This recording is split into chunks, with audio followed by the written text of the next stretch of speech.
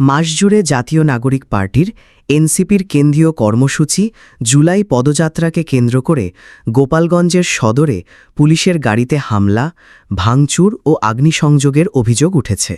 এই ঘটনায় ৩ পুলিশ সদস্য আহত হয়েছেন। বুধবার ১৬ জুলাই সকাল ৯:৩০টার দিকে সদর উপজেলার উলপুর দুর্গাপুর সড়কের খাটিয়াগড় চরপাড়া এলাকায় এ ঘটনা ঘটে। আহতরা হলেন গোপীনাথপুর পুলিশ ফাঁড়ির ইনচার্জ আহমেদ বিশ্বাস, কনস্টেবল কাউসার ও মিনহাজ। আহতদের গোপালগঞ্জ ২৫০ শয্যা বিশিষ্ট জেনারেল হাসপাতালে ভর্তি করা হয়েছে। তিনি বলেন, জাতীয় নাগরিক পার্টির মাস জুড়ে জুলাই পদযাত্রার অংশ হিসেবে আজ গোপালগঞ্জ শহরের পৌর পার্কে পদযাত্রায় কেন্দ্রীয় নেতাদের আগমনের কথা রয়েছে। তাদের পদযাত্রা বানচালের জন্য সদর উপজেলার উলপুর এলাকায় পুলিশের একটি গাড়িতে আগুন ও ভাঙচুর করেছেন স্থানীয়রা। এতে ৩ পুলিশ সদস্য আহত হয়েছেন। এইদিকে সকাল ১০টার দিকে সেনাবাহিনী, র্যাব পুলিশ ঘটনাস্থলে গিয়ে পরিস্থিতি নিয়ন্ত্রণে আনে।